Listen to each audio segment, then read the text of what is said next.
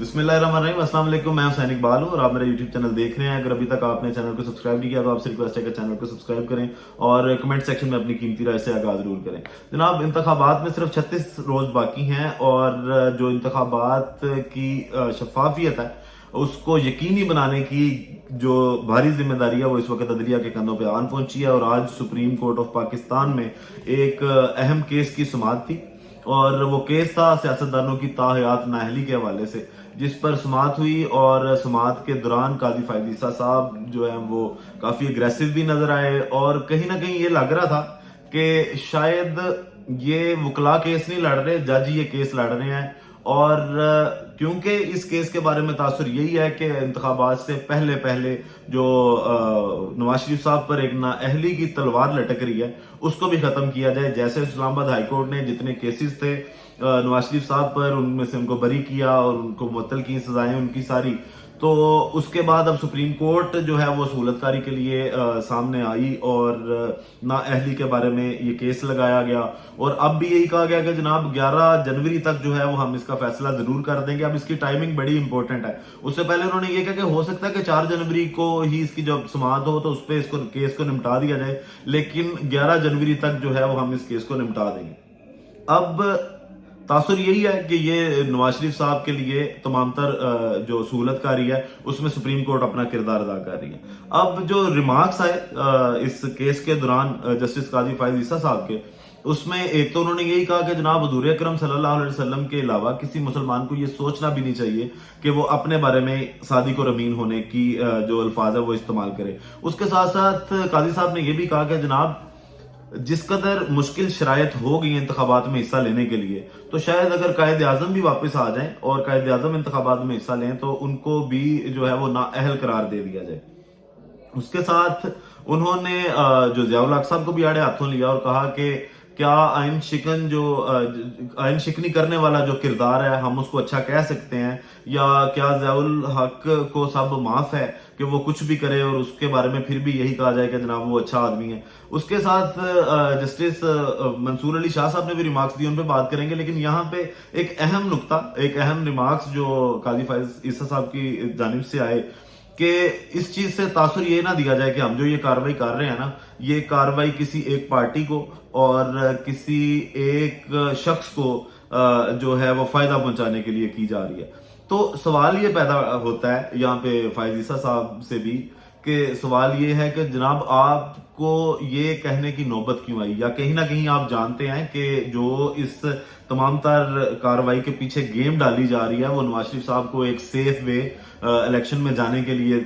दिया जा रहा है और उनकी ही सहूलतकारी हो रही है और आपको इस पे क्लियर करना पड़ रहा है। आप अपने आप को जस्टिफाई कर रहे हैं कि जनाब हम ये कार्रवाइयां जो है वो एक आईनी मसला है जिसको हल करना चाहते हैं, ये किसी को फेवर देना नहीं चाह रहे। लेकिन आपकी स्पीडों से और आपके फैसलों से और आपके रिमार्क से ये जाहिर होता है कि आप पाकिस्तान तहरीक इंसाफ के लिए बुक्स रखते हैं दिल में और नवाज शरीफ साहब का रास्ता हमवार करने की आपकी ड्यूटी है और आपने ये करना है। इसीलिए आप इसको जो है वो जल्द से जल्द निपटाएंगे और कहीं ना कहीं आप शायद पाकिस्तान मुस्लिम लीग नून के लिए रास्ता मजीद हमवार करें ताकि नवाज शरीफ साहब जो है वो इसमें हिस्सा लें। आप क्लैरिफाई करें ना करें उससे फर्क नहीं पड़ता। लोग जानते हैं कि इस वक्त तमाम तर इदारों से जिस तरह के फैसले जिस लिए आ रहे हैं वो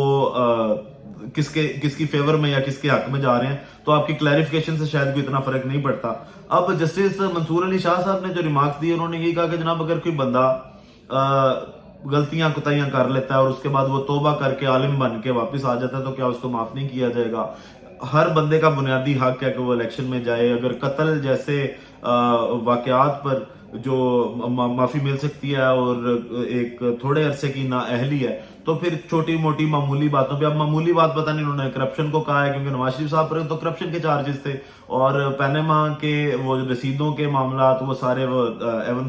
फ्लैट्स के मामला थे, तो उसको अगर ये मामूली मामला समझते हैं तो फिर अदलिया की सोच को भी हम सिर्फ सलामी पेश कर सकते हैं। अब इसमें जो एक ब्रेक थ्रू मिला ना इस केस में वो इमरान खान साहब को मिला। और ब्रेक थ्रू वो कैसे है कि वो कहते हैं ना एक निज़ाम है जो इंसान चलाते हैं लेकिन एक कुदरत का निज़ाम है जो कहीं ना कहीं पे फेवर जिसको देना चाहे वो दे रहा होता है। तो इस तमाम तर जो ये आज समाअत थी इसमें कहीं पे भी पाकिस्तान तहरीक इंसाफ जो है वो फरीक नहीं थी। इस केस में जो फरीक थे उनकी जानिब से यह भी कहा गया कि जनाब जो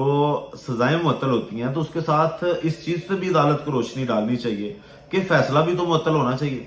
कि अगर किसी बंदे ने फैसला गलत किया तो फिर ही उसकी सजा मुअत्तल होगी। वैसे तो कोई बंदा जो है वो मासूम नहीं करार दिया जा सकता। जैसे अब नवाज शरीफ साहब पे जितनी भी सजाएं उनकी मुअत्तल हुई तो उसके साथ साथ उनके फैसले भी मुअत्तल होंगे कि जनाब जज ने गलत फैसला किया, या तो आप इस चीज का भी इतराफ करें। तो इस पे भी अदालत रोशनी डाले। अगर अदालत इस पे रोशनी डालती है